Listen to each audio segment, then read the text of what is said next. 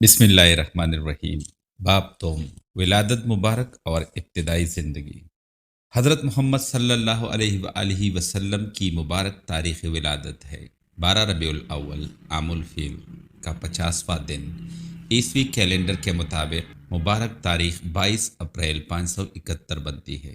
مصر کے ایک مشہور ماہر فلکیات محمود پاشا فلکی نے حساب کتاب کے بعد تاریخ ولادت 9 ربیع الاول یا 20 اپریل 572 بتائی ہے۔ تاہم آن حضور صلی اللہ علیہ وآلہ وسلم کے یوم ولادت کی تقریبات 12 ربیع الاول ہی کو دنیا بھر میں منعقد ہوتی ہیں۔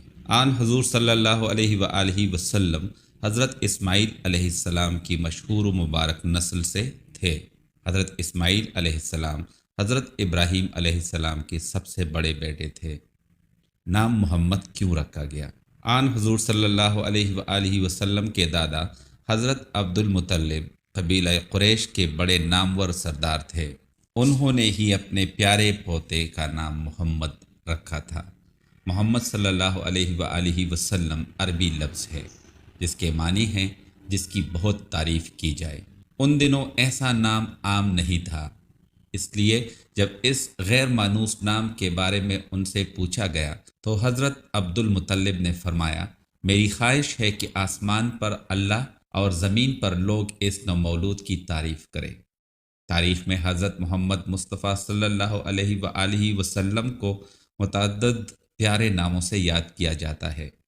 آپ صلی اللہ علیہ وآلہ وسلم کی والدہ ماجدہ نے آپ صلی اللہ علیہ وآلہ وسلم کا نام احمد رکھا تھا۔ لفظ احمد کا مطلب ہے بہت تعریف کے لائق۔ قرآن حکیم میں ان جگہوں پر لفظ محمد 4 مرتبہ آیا ہے۔ لفظ احمد صرف ایک بار سورہ صف کی آیت نمبر 6 میں آیا ہے، بعد از وفات والد پیدا ہونے والے ہونہار۔ حضرت محمد صلی اللہ علیہ وآلہ وسلم اپنے والد کی وفات کے بعد پیدا ہوئے۔ آپ صلی اللہ علیہ وآلہ وسلم کے والد محترم حضرت عبداللہ قریش کے بڑے اچھے تاجر تھے۔ آپ صلی اللہ علیہ وآلہ وسلم کی والدہ محترمہ اسی قبیلے کی بڑی نیک خاتون تھی۔ دونوں کی شادی کے کچھ عرصہ بعد ہی حضرت عبداللہ کو ایک تجارتی کاروان کے ہمراہ ملک سے باہر جانا پڑا۔ واپسی پر آپ بیمار ہوئے اور مدینہ میں انتقال فرما گئے۔ آپ کو وہیں دفن کیا گیا۔ حضرت آمنہ رضی اللہ تعالیٰ عنہ کو خاوند کی بے وقت وفات کا بہت صدمہ ہوا۔ ننھے محمد صلی اللہ علیہ وآلہ وسلم مرحوم والد کی وفات کے 3 ماہ بعد پیدا ہوئے۔ صحرا کے رضائی گھر میں ابتدائی پرورش۔ اس زمانے میں عرب کے اعلیٰ گھرانوں میں یہ دستور عام تھا کہ والدین اپنے نومولود بچوں کی ابتدائی پرورش کے لیے انہیں صحراؤں کی رہائشی اہل ہنر دایوں کے گھروں میں بھجوا دیا کرتے تھے۔ ابتدائی دیکھ بھال اور پرورش مکمل کرنے کے بعد یہ دایا عورتیں ان بچوں کو ان کے والدین کے پاس لوٹا دیتی تھی۔ والدین انہیں اس خدمت کے عوض معقول اجرت ادا کر دیتے تھے۔ اس قسم کی مروجہ ابتدائی تربیت کے 3 اہم مقاصد یہ تھے۔ اول، نومولود بچوں کی زندگی کے اولین ایام صحرا کے کھلے اور مفرح ماحول میں بسر کرنے کا موقع فراہم کرنا۔ دوم، انہیں عربی زبان کے صحیح تلفظ اور استعمال سے روشناس کرانا جس کا رواج صحرائی عربوں میں عام تھا۔ سوم، عربی تہذیب و تمدن سے ابتدائی تعارف کرانا کیونکہ عرب کے آزاد صحرائی ماحول میں اس کی بہترین عکاسی ہوتی تھی۔ چنانچہ اسی رواج کی وجہ سے آن حضور صلی اللہ علیہ وآلہ وسلم کو ولادت کے چند دن بعد ہی قبیلہ حوازن کے ایک مشہور صحرائی گھرانے میں بھیج دیا گیا۔ اس گھرانے کی مشہور ماہر فن دایا کا نام بی بی حلیمہ سعدیہ رضی اللہ تعالیٰ عنہا تھا، جن کا تعلق قبیلہ بنو سعد کے ایک نامی بدو قبیلے سے تھا۔ آن حضور صلی اللہ علیہ وآلہ وسلم 5 برس کی عمر تک اس خوش نصیب گھرانے میں پرورش پاتے رہے۔ اسی دور میں شق الصدر کا مشہور واقعہ بھی رونما ہوا جس کا ذکر قرآن مجید کی آیت نمبر 94 میں ہوا ہے۔ مدینہ کی جانب ماں بیٹے کا سفر۔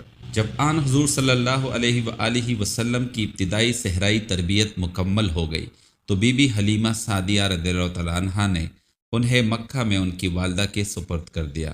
ایک روز حضرت آمنہ رضی اللہ تعالیٰ عنہا نے اپنے پیارے بیٹے کے ہمراہ مدینہ کی سیر کا پروگرام بنایا جہاں ان کے آبا و اجداد اور عزیز و اقارب رہتے تھے۔ والدہ کے ذہن میں اس سفر کے 4 مقاصد تھے۔ 1، اپنے مرحوم شوہر کی قبر کی زیارت کرنا۔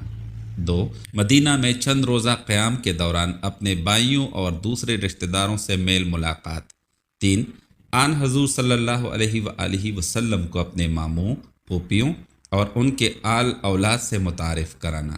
4، اپنے ہمراہ آن حضور صلی اللہ علیہ وآلہ وسلم کو تفریح کے کچھ سامان فراہم کرنا وغیرہ۔ چنانچہ حضرت آمنہ رضی اللہ تعالیٰ عنہ آپ صلی اللہ علیہ وآلہ وسلم کے ہمراہ مدینہ جانے والے ایک تجارتی کاروان میں شامل ہو گئی۔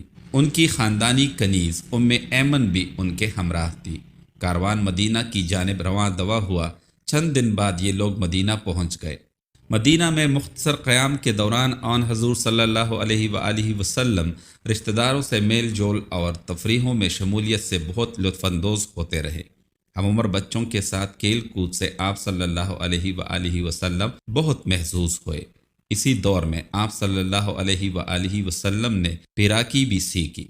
مدینہ سے باہر کچھ تاریخی مقامات اور آثار قدیمہ بھی واقع ہیں۔